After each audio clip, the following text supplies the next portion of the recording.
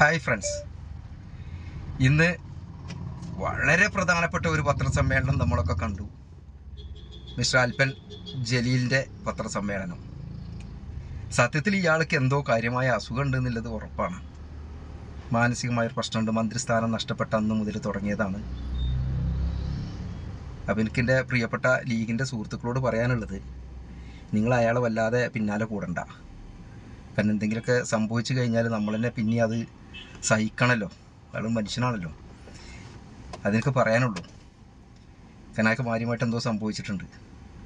ഇന്നത്തെ ആളെ വലിയ കുട്ടി ഘോഷിച്ചൊരു പത്രസമ്മേളനം നടത്തിയത് കേട്ടാൽ തോന്നും നമ്മളെന്തോ രാജ്യം നേരിടാൻ പോണ വലിയ പ്രശ്നങ്ങളുമായിട്ട് ബന്ധപ്പെട്ടോ അല്ലെങ്കിൽ സംസ്ഥാനത്തെ മുഖ്യമന്ത്രി നടത്തിക്കൊണ്ടിരിക്കുന്ന ഈ ദുർഭരണത്തിനെതിരെ എന്തെങ്കിലുമൊക്കെ രണ്ട് വാക്ക് പറയാനൊക്കെ ആയിരിക്കും അയാൾ വരിക എന്നൊക്കെയാണ്. അതായത് ജനപക്ഷത്ത് നിന്ന് എന്തെങ്കിലുമൊക്കെ സംസാരിക്കാനായിരിക്കും വരിക എന്നാണ് കരുതുന്നത്. പക്ഷെ അതൊന്നുമല്ല.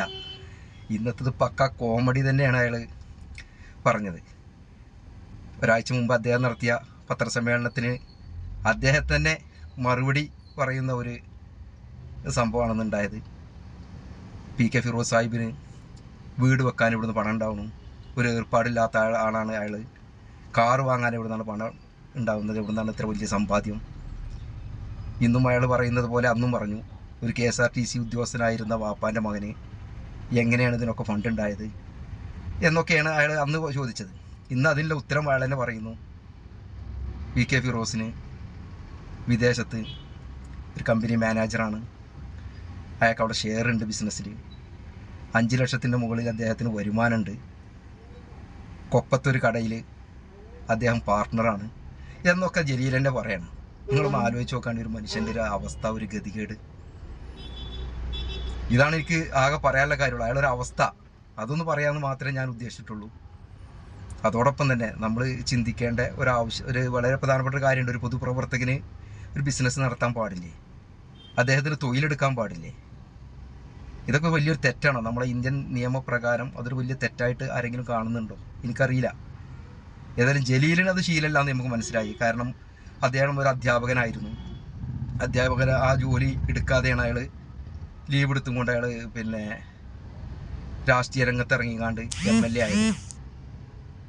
ഇന്ന് പിന്നീട് അയാൾ പറയുന്നൊരു കാര്യം, എനിക്കാകല്ലത് MLAയുടെ ശമ്പളവും അലവൻസും ഒക്കെ ഉള്ളൂ എന്നാണ് പറയുന്നത്.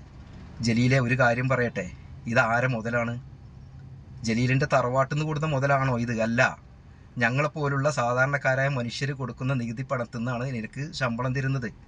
നിൻ്റെ അലവൻസ്, നിനക്ക് ജോലി അടിക്കാനുള്ള ശമ്പളം, പിന്നെ ഫണ്ട് കിട്ടുന്നത്, പൈസ കിട്ടുന്നത്. നീ അത്ര വലിയ പവിത്രതല്ല, വലിയ പുണ്യാളനാണെങ്കിൽ നീ ചെയ്യേണ്ട കാര്യം എന്താണ്? എനിക്കിതൊന്നും വേണ്ട എന്ന് പറയാനുള്ള ആർജവം നീ കാണിക്കണം. അത് കാണിക്കണില്ലല്ലോ. അപ്പം ഞങ്ങളെയൊക്കെ നികുതി പണം കൊണ്ട് നന്നായിട്ട് അതിങ്ങനെ മാസം മാസം പറ്റിയിട്ട് അത് നക്കിയിട്ടാണ് ഈ ഡയലോഗ് മുഴുവൻ കാച്ചുന്നത് ജലീലേ. പിന്നെ എന്താണ് എൻ്റെ പ്രശ്നം? എനിക്ക് സത്യത്തിൽ ആ മാനസിക രോഗം തുടങ്ങാണ്ടായ കാരണം എന്താ? നിനക്ക് വേണ്ടപ്പെട്ട ഒരാളെ അനധികൃതമായിട്ട് ജോലിയിലേക്ക് തിരികെ കയറ്റാൻ ശ്രമിച്ചപ്പോൾ അത് ഫിറോസിനെ പോലുള്ള നല്ല യുവ നേതാക്കന്മാർ പുറത്ത് കൊണ്ടുവന്ന് നിൻ്റെ മന്ത്രിസ്ഥാനം പോയി. ഇതല്ല എൻ്റെ പ്രശ്നം. അപ്പോൾ ജലീൽ സ്വയം ഒരു പരിഹാസനാവാണ്. ഇയാളൊക്കെ ഏറ്റു നടക്കുന്ന ഈ CPMൻ്റെയും സൈബർ ആളുകളുടെയൊക്കെ ഒരു അവസ്ഥ ഒന്ന് ആലോചിച്ച് നോക്കുകയാണ് നിങ്ങൾ. നേരം വെളുത്ത ഒരു പത്രസമ്മേളനം നടത്തുക. ആ പത്രസമ്മേളനത്തെ ലീഗിനെതിരെ പറയുക. ലീഗിൻ്റെ നേതാക്കന്മാർക്ക് എതിര് വേണ്ടി മാത്രം ഒരു മനുഷ്യൻ ജീവിക്കുക. അപ്പോൾ അയാളുടെ ആ മന്ത്രിസ്ഥാനം പോയില്ല, അയാൾക്കില്ല. പ്രശ്നം എത്രത്തോളം ഉണ്ടെന്ന് നമ്മളൊന്ന് ആലോചിച്ചാൽ മതി. അതാണ് ഇപ്പോൾ യഥാർത്ഥത്തിൽ നടന്നുകൊണ്ടിരിക്കുന്നത്. പിന്നെ അയാൾ ഒരുപാട് കാര്യങ്ങൾ പറഞ്ഞിട്ടുണ്ട്. അയാളുടെ ഭാര്യയിൽ നിന്നും 11 ലക്ഷം രൂപ വാങ്ങിയിട്ടാണ് മക്കളെ കെട്ടിച്ചിരുന്നത്. അയാളുടെ ഭാര്യനെ ആയിരിക്കും എന്ന് കരുതുന്നുണ്ട്. അല്ലാതെ ഇപ്പോൾ കണ്ണിക്കണ്ടയുടെ ഭാര്യ, സ്വന്തം ഭാര്യയുടെ കയ്യിൽ നിന്ന് 11 ലക്ഷം രൂപ കടം വാങ്ങിയിട്ട് ആ കട അയാൾ തിരിച്ചു കൊടുത്തൊന്നും നമുക്കറിയില്ല. അതൊന്നും അയാൾ പറയണില്ല. എന്തൊരു അല്പനാണ് അയാൾ അല്ലേ? സ്വന്തം ഭാര്യൻ്റെ കയ്യിൽ നിന്ന് കടം വാങ്ങിയിട്ട് അത്ര സ്വന്തം ഭാര്യൻ്റെയും അയാളുടെയും മക്കളെ കെട്ടിച്ചത്. പിന്നെ ലീഗിൻ്റെ യൂത്ത് ലീഗ് നടത്തിയ ധോത്തി ചലഞ്ച് അല്ല ജലീലേ? നമ്മുടെ നാട്ടിൽ ധോത്തി ചലഞ്ചുകൾ നടക്കാറുണ്ട്, മന്തി ചലഞ്ച് നടക്കാറുണ്ട്, പായസ ചലഞ്ച് നടക്കാറുണ്ട്, ബിരിയാണി ചലഞ്ച് നടക്കണം. ഇങ്ങനെ പല ചലഞ്ചുകളും നാട്ടിൽ നടക്കുന്നുണ്ട്. ഇതൊക്കെ ഒരു റേറ്റ് വെച്ചിട്ടാണ് ആളുകൾ കൊടുക്കുക.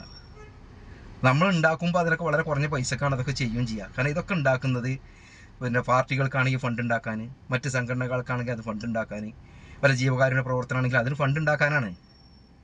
ഇതിലിപ്പോൾ ഒരു പുതുമ എന്നുള്ളത് എല്ലാവരും ചെയ്യുന്ന കാര്യമാണ് ജലീൽ ഇതൊന്നും പരിചയമല്ല. കാരണം എന്താണെന്ന് വെച്ച് കഴിഞ്ഞാൽ നമ്മളെ നികുതി പണം കൊണ്ട് ഇങ്ങനെ നക്കി തിന്ന് നടക്കുമ്പോൾ ഇത്തരം കാര്യങ്ങളൊന്നും ജലീലിനെ അറിയില്ല എന്നുള്ളതാണ് യാഥാർത്ഥ്യം. ഏതായാലും ജലീലിൻ്റെ എത്രയും പെട്ടെന്ന് ഒരു ട്രീറ്റ്മെൻറ്റ് നല്ലതാണെന്നാണ് എനിക്ക് അദ്ദേഹത്തെ പിന്തുണക്കുന്ന പ്രിയപ്പെട്ട എൻ്റെ സഖാക്കളോടൊക്കെ പറയാനുള്ളത്. അയാൾക്ക് കാര്യമായിട്ട് എന്തോ സംഭവിച്ചിട്ടുണ്ട്.